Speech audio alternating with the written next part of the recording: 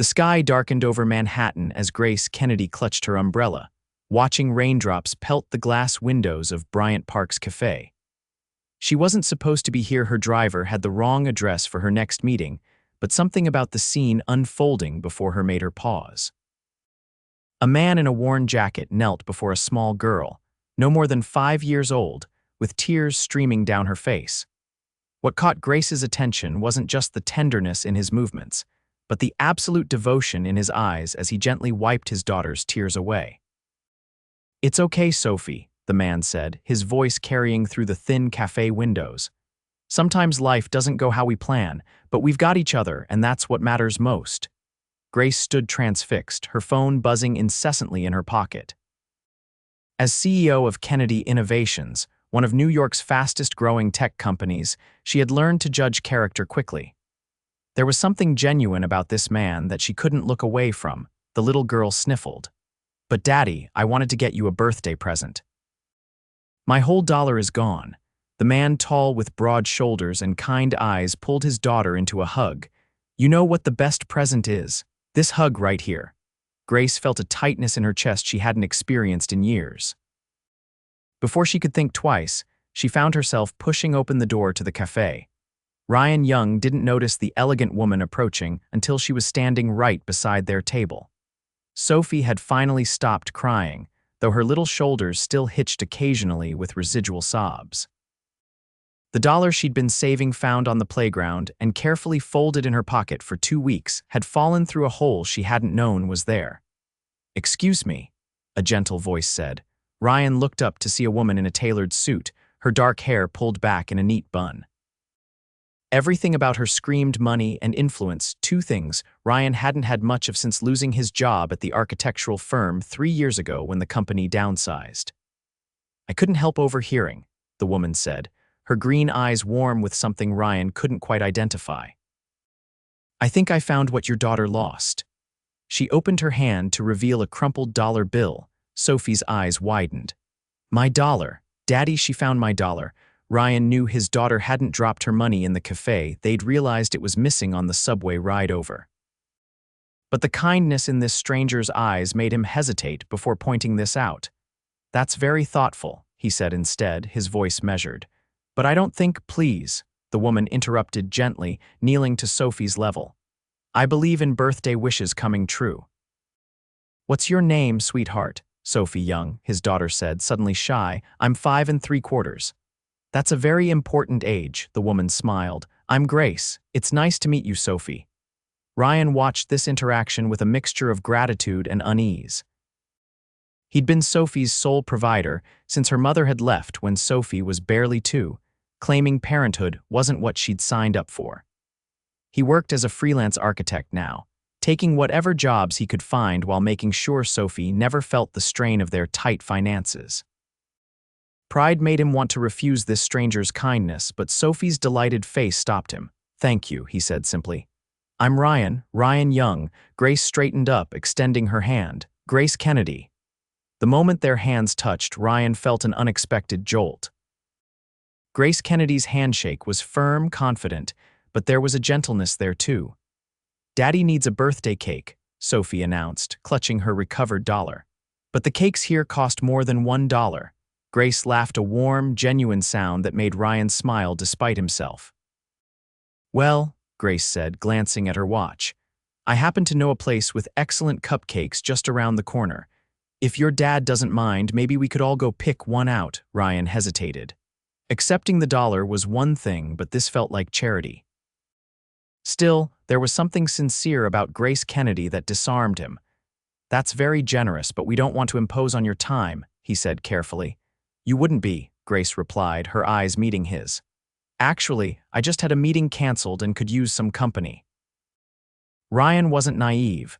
Women like Grace Kennedy, professionally dressed, clearly successful, didn't typically seek out the company of struggling single fathers. But looking into her eyes, he saw no pity, only genuine interest. "Please, Daddy," Sophie tugged at his jacket. "It's your birthday." Ryan found himself nodding. "All right, 1 cupcake." The cupcake shop was cozy and warm, a welcome respite from the November chill. Sophie pressed her nose against the glass display, her eyes wide at the array of colorful treats. Ryan stood back, watching his daughter with pride despite the knot of anxiety in his stomach about their dwindling bank account.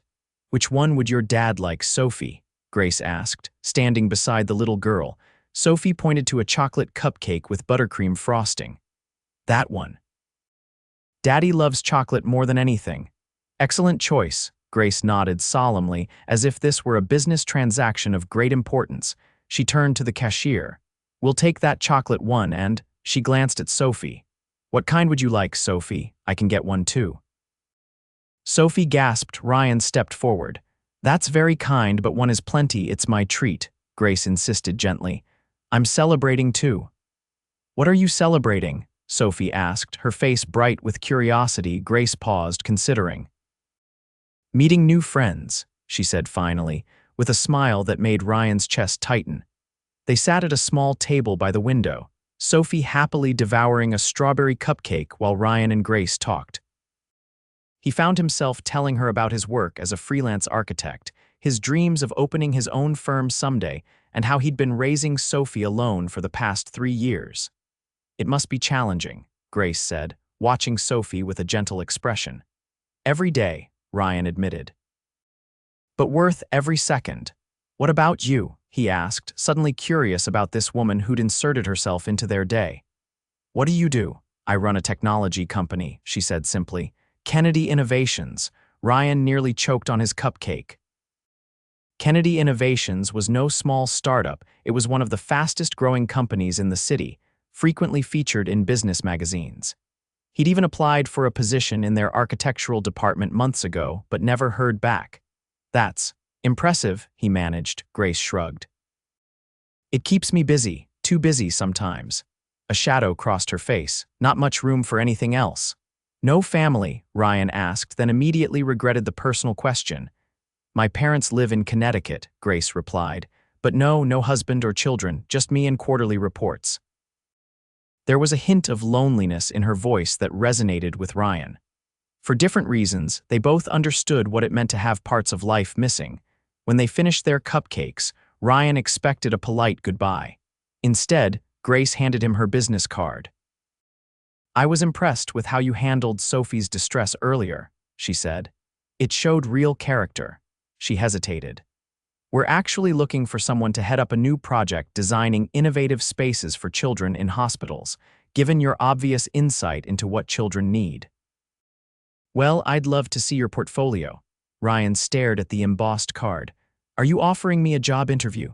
"I'm offering you a fair shot," Grace clarified. "The rest would be up to you." Before Ryan could respond, Sophie tugged at Grace's sleeve. "Thank you for finding my dollar and for the cupcakes," she said solemnly.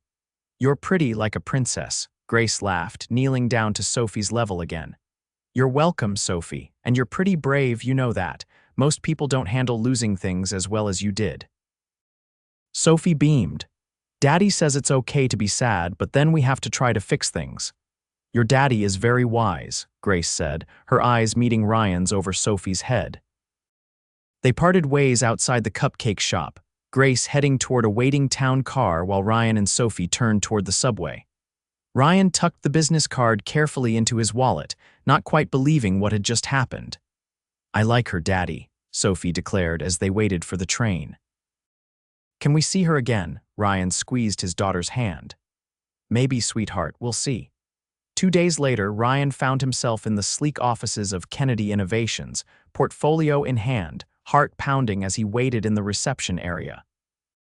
The receptionist had been surprised when he mentioned Grace Kennedy had personally requested to see his work, but a quick call confirmed his appointment. "Mr. Young," a young assistant appeared.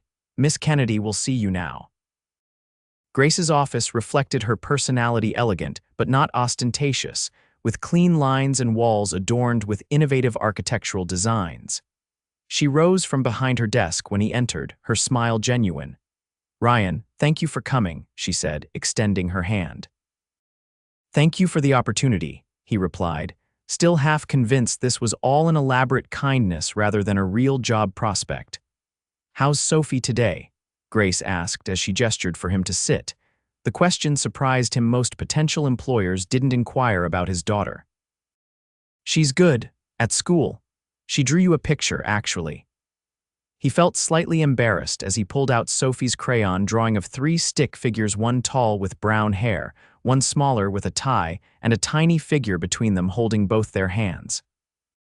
Grace accepted the drawing with unexpected reverence. "This is lovely," she said softly, tracing the colorful lines with her finger. "Please thank her for me." For the next hour, they discussed Ryan's portfolio. He showed her his designs, explained his philosophy about creating spaces that were both functional and nurturing. Grace asked pointed, insightful questions that revealed her own knowledge of architecture. "These are exceptional," she said finally, closing his portfolio. "Especially considering you've been working freelance without a team."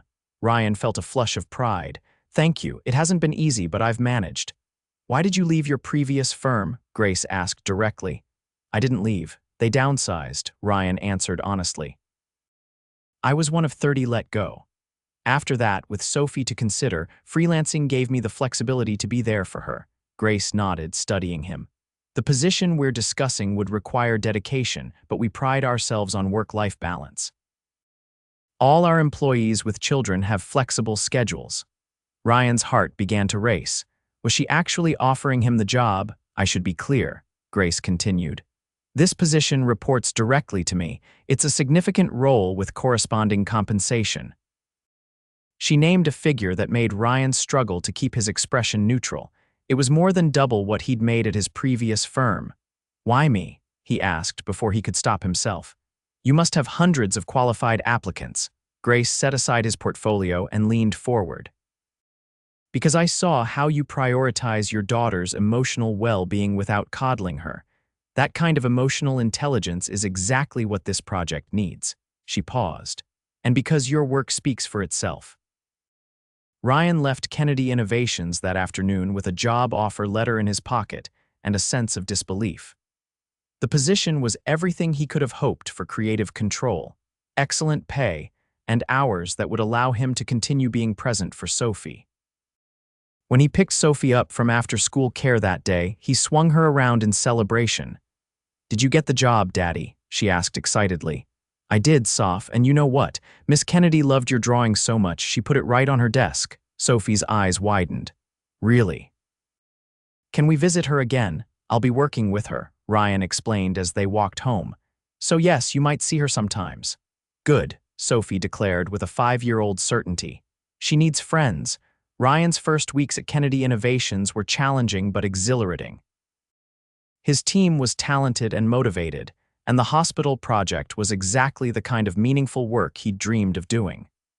Grace was a demanding boss but fair, and he quickly gained respect for her business acumen and vision. What surprised him was how often Grace found reasons to check in on his project personally. Other department heads mentioned that the CEO rarely involved herself so directly in individual projects. Ryan told himself it was just because the Children's Hospital Initiative was her pet project. But sometimes, he caught her looking at him with an expression that went beyond professional interest. One evening, working late after most employees had left, Grace appeared in the doorway of the conference room where Ryan was spreading out design mock-ups. "You should go home," she said. "Sophie will be waiting." Ryan glanced at his watch and winced. "Mrs. Patel next door is watching her." "But you're right, I should wrap up." Grace entered the room, examining his designs with genuine interest. "These are coming along beautifully," she said. "The interactive walls for the children's rooms are inspired." "Thanks," Ryan said, gathering his papers. "Sophie actually gave me that idea. She's always talking about how her room should have magic walls that change with her mood." Grace smiled. "She's a remarkable child." "She is," Ryan agreed, pride evident in his voice. "She's adjusted well to the new schedule, thankfully.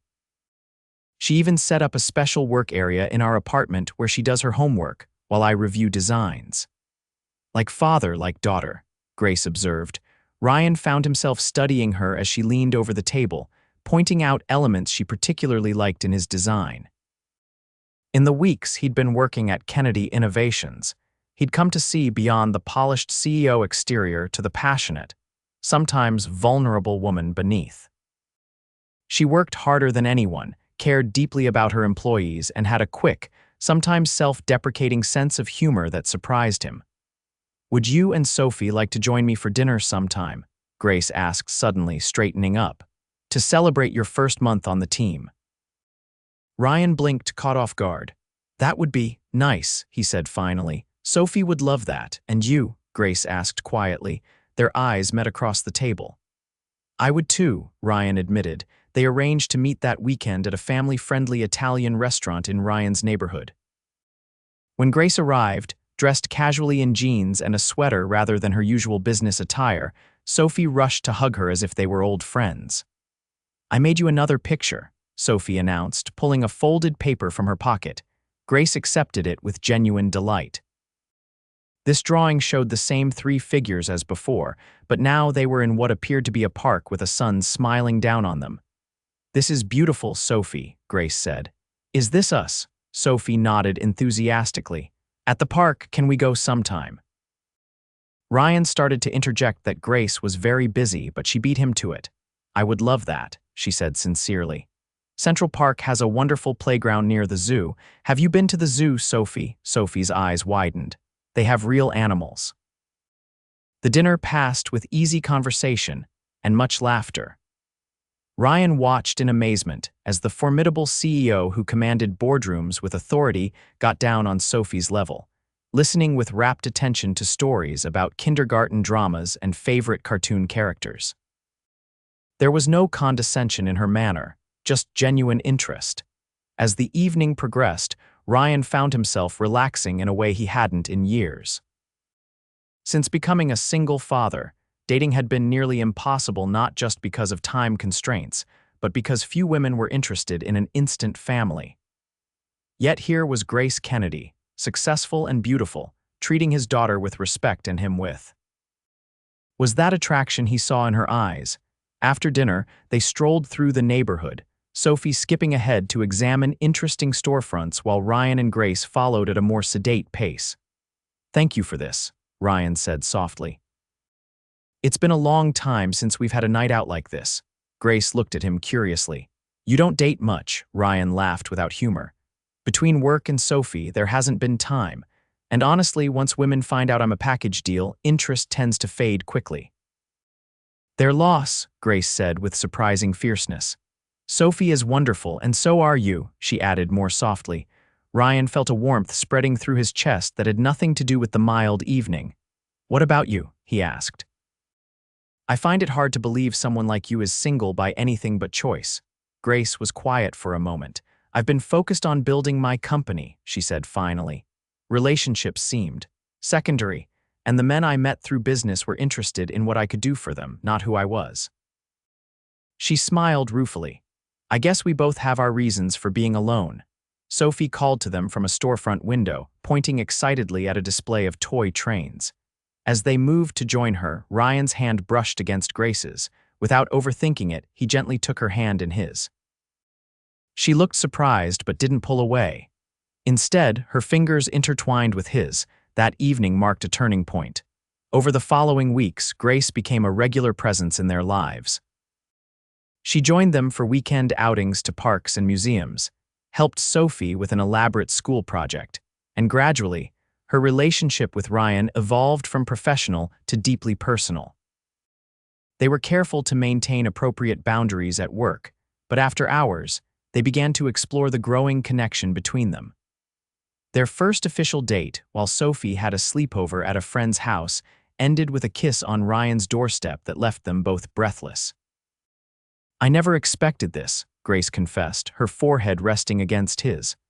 "When I saw you that day in the café with Sophie, I was drawn to your kindness. I never imagined that you'd fall for a struggling single dad," Ryan teased gently. Grace pulled back to look at him. "That I'd find someone who makes me feel complete," she corrected. "Someone who reminds me that there's more to life than quarterly reports."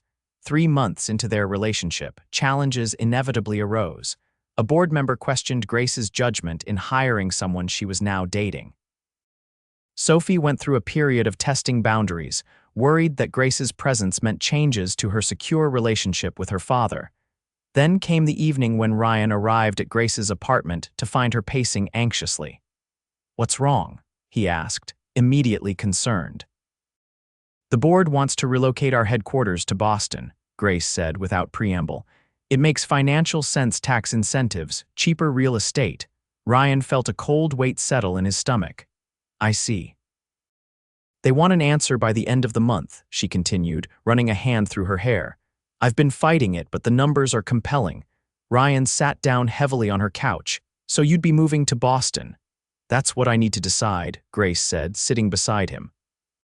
"The company has been my whole life for so long, but now," she took his hand, "now there's you and Sophie, and I can't imagine my life without you both in it." Ryan squeezed her hand but remained silent. He couldn't ask her to give up everything she'd built. Sophie was settled in her school here in New York with friends and routines. He had finally found stable work he loved. There were no easy answers. "What if I sold my controlling interest?" Grace said suddenly. "Stayed on as a consultant but stepped down as CEO." Ryan looked at her in shock. "You do that? Grace, Kennedy Innovations is your creation, your legacy." Grace's eyes were clear and determined. "A company is just a company, Ryan. What I feel when I'm with you and Sophie, that's irreplaceable." "I can't let you make that kind of sacrifice," Ryan insisted. "We'll figure something else out." The Boston question hung over them for weeks. Grace spent long hours in meetings, exploring alternatives, while Ryan worried about what the future held for them. Sophie sensed the tension, becoming clingy and anxious. Then, unexpectedly, the solution came from an unlikely source. One of Grace's major clients, impressed with Ryan's hospital designs, approached him about heading up a new architectural subsidiary focused exclusively on healing spaces, hospitals, rehabilitation centers, and wellness facilities. The position would keep him in New York, but require frequent collaboration with Grace's Boston operations. When Grace heard the proposal, she saw the potential immediately. "We could make this work," she said, hope lighting her eyes. "I'd be in Boston during the week but home in New York most weekends, and you and Sophie could visit Boston during school breaks." "It's not ideal," Ryan acknowledged, "but it could work." He pulled her close. "The important thing is that we're committed to making it work." "We are," Grace agreed, her voice firm. "I love you, Ryan. You and Sophie have shown me what really matters. I'm not going to let distance change that." The transition wasn't easy. Grace maintained an apartment in Boston and a home in New York. Ryan took on the challenging new role while ensuring Sophie's routine remained stable. There were difficult goodbyes at airports and joyful reunions. Video calls became a nightly ritual, with Sophie insisting on showing Grace everything from loose teeth to art projects. 6 months into their new arrangement, Ryan took Sophie to Boston for her spring break. They surprised Grace at her office on a Friday afternoon. "Gracie," Sophie shouted, running across the office to leap into Grace's arms. At nearly 7 now, Sophie had grown attached to Grace, who had become a steady, loving presence in her life. That evening, after Sophie had fallen asleep in the guest room of Grace's Boston apartment, Ryan and Grace sat on her balcony overlooking the city lights. "I'm proud of us," Grace said, leaning against Ryan's shoulder. "We're making this work." "We are," Ryan agreed, "but I've been thinking." Grace looked up at him. Ryan reached into his pocket and pulled out a small velvet box, "about making it official." He opened the box to reveal a simple but elegant diamond ring. Grace's breath caught. "Ryan, I love you," he said simply. "Sophie loves you. We want you to be part of our family officially. Will you marry me, Grace?" Tears filled Grace's eyes as she nodded. "Yes," she whispered. "Yes, I'll marry you." The ring slid perfectly onto her finger. As they kissed under the Boston stars, Ryan marveled at how far they'd come since that rainy day in a Manhattan café. "I have news too," Grace said when they finally pulled apart. "I've been working on something these past few months." She took a deep breath. "I'm opening a new division of Kennedy Innovations right here in New York. The board approved it last week." Ryan stared at her. "You're coming back to New York, permanently?" Grace nodded, her smile radiant. "The Boston expansion is going well enough that I can delegate more. I'll still need to travel occasionally, but yes, New York will be home base again." "Does this mean you'll be with us all the time?" came a small voice from the doorway. Sophie stood there in her pajamas, clearly having awakened and overheard at least part of their conversation. "Come here, sweetheart," Grace said, holding out her arms. Sophie ran to her, climbing onto her lap. "Yes, I'll be with you much more, and guess what? Your dad just asked me to marry him." Sophie's eyes widened as she spotted the ring on Grace's finger. "So you'll be my mom?" she asked hopefully. Grace exchanged a glance with Ryan, who nodded encouragingly. "Not to replace your birth mother," Grace explained carefully. "But I would love to be another mom in your life if that's okay with you." Sophie threw her arms around Grace's neck. "That's more than okay, it's perfect." 1 year later, Grace and Ryan were married in a small ceremony in Central Park, with Sophie serving proudly as flower girl. The hospital project that had first brought them together professionally had expanded to 3 cities, with plans for more. Grace had successfully restructured her company to allow for more personal time while maintaining its growth trajectory.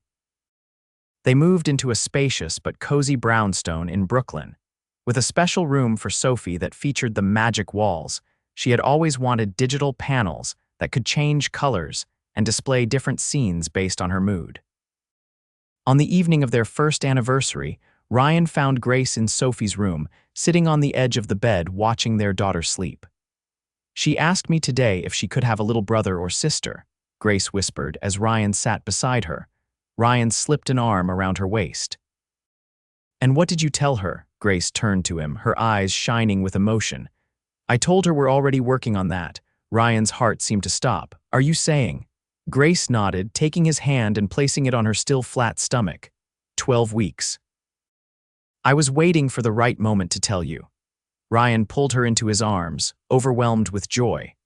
From that chance encounter in a café to this moment, a family, a home, a future together, their journey had been unexpected but perfect in its own way. "I never thought I could have this," Grace confessed against his shoulder. "A career I love and a family who means everything to me." "That day in the café," Ryan said softly, "when you saw Sophie crying and came over to help, that moment changed everything for us." "It was the best decision I ever made," Grace replied. "Seeing you with Sophie, the way you comforted her with such love and patience, I knew right then you were special." They stood together in the gentle darkness of their daughter's room, hands intertwined and hearts full, the promise of their growing family a warm certainty between them. Sophie stirred in her sleep, murmuring something about cupcakes, and they shared a quiet laugh.